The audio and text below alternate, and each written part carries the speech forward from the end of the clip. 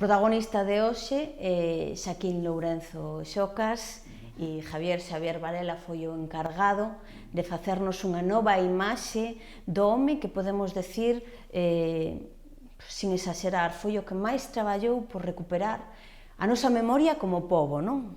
Sí, penso que sí. A min, por o que teño lido e visto dil, ten moitísimas publicacións, e todas no mesmo sentido, o sea, referentes a Galiza, ao patrimonio cultural galego. De verdad que debeu ser unha das persoas que puxo en valor realmente o que é o tema do rural, porque ele entendía o patrimonio galego como a pérdida do rural, en certo modo. E iso que el, ao igual que Risco e Otero Pedrallo, naceron nunha rúa de Ourense onde conviviron, que era a Rúa da Paz, que pouco tiña de rural. Naquel momento a cidade estaba espertando, estaba se convertindo noutra cousa, non? Sí, bueno. Pero tiña unha perspectiva do que é a raíz e a orixe moi distinta. Sí, porque está anclada na localización. El tamén tiña, bueno, a familia do pai creo que era de Lobeira. Sí. Sí. Entonces, a relación que tiña con Iles, penso que era bastante máis novo, pero tiñan como pupilo, era un pupilo, pero digamos, nun sentido casi de afillado, non? O sea, debía ter unha relación personal con Iles moi estreita. El era o máis xoven de todos, pero tamén contribuiu a darlle un pulo o que foi a publicación da revista e a formación dese grupo que era a xeración Nós, non? Traballaban conxuntamente. Bueno, a mí me chama a atención na relación que tiñan, por exemplo, unha anécdota que escoitei que era de que, cando era adolescente, chegou de Lobeira cunha maqueta dun carro, a maqueta do carro, que aparece reflexada no meu retrato, enfrentada despois a un Xaquín Lourenzo xa maior, xa tal, intentando trazar unha especie de trayectoria na que non se desviou en ningún momento, porque dicen que o Florentino Cuevillas o que lle dixo, pois agora desfai este carro, escribe as partes, estudia as partes e tal, como se fose a primeira, bueno, o motor non da súa historia. Pensas que perdemos eso? Eu penso que non, penso que eso está, de feito, e lo que non fixo outra cousa que registralo. Penso que sí que tuvo, digamos, repercusión en xeración co Seminario de Estudos Galegos e todo eso, en xeracións posteriores. E eu quedar sempre un rexistro dunha cousa, cando algo está ben feito, pois igual se apaga durante unhos anos, pero pasan 100 anos e aí queda, se está ben registrado. O sea, a semente está ben posta, penso eu, e entonces é unha cousa que non se esgota así como así. Se non me equivoco, non é a túa primeira relación coa xeración Nós, non? Hai unha relación con Risco tamén. Sí, porque aquí en Allariz está a casa da muller de Risco, onde el pasaba bravo, sobre todo, penso que ao final da vida e tal, non estou seguro. Pero, bueno, na Fundación fixemos unha exposición de, bueno, unha galería de retratos de personaxes do Porco de Pé e algunhas escenas que está ali permanentemente. Ambientámola como se fosen pequenos escenarios e así, e penso que é bastante amena.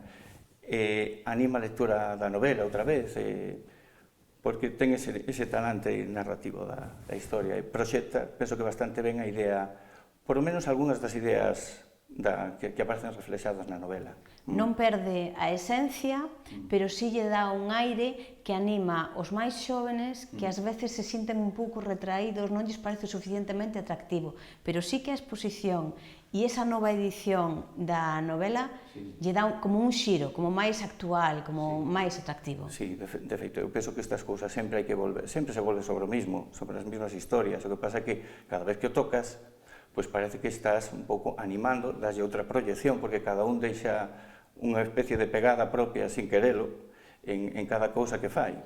Entonces, é importante que os rapaces teñan que lles toque desde un punto de vista emotivo, o sea, de emoción, que esas son as cousas que ao final se te quedan, non sabes?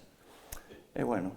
Emocións desperta moitas o traballo que fixo xocas, porque agora costa moito traballo xa atoparse, por exemplo, con un carro ou con un cesteiro, xa non hai tantos, cando un lee os seus textos parece que estás viaxando un pouco no tempo. Sí, e de feito me parece que intentaba recuperar, sí que tamén se dedicaba a arqueoloxía e outro tipo de tal, pero dáballe prioridade ese tipo de cousas, como tamén recopilación de cantigas e de tal, de tradición oral, porque eso se esgotaba co señor que, cando morres, pois acabouse aí, e se non o rexistras, pois, entonces sí, a verdad que debía ser moi cercano, non tuve a suerte de coñecelo, a miña irmá tiña unha irmá que traballaba no Museo Arqueolóxico un par de anos, e sí que o coñeceu, dicía que iban por ali, lle consultaba cousas, unha persona amena, agradable, e tiña unha conversación así como moi cálida, se pode dicir.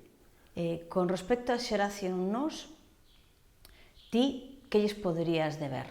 Ou que pode haber deles na túa obra ou no teu traballo, se hai algún tipo de influencia? Bueno, eran unha xente que eran eruditos e moitas, penso, non o sei, pero de moitas cousas, entonces hai moi poucas cousas que se non tocas por un lado, tocas por outro.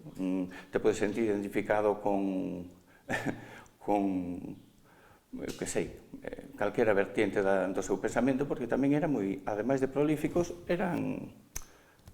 tiñan unha apertura, un abanico intelectual moi amplo, non? Entón, eu mesmo na novela do Porco de Pé encontrás un montón de referencias a outros textos de outros autores, de outros libros, entón non deixa de ser unha ventana ao exterior, o sea, a cultura en xeral.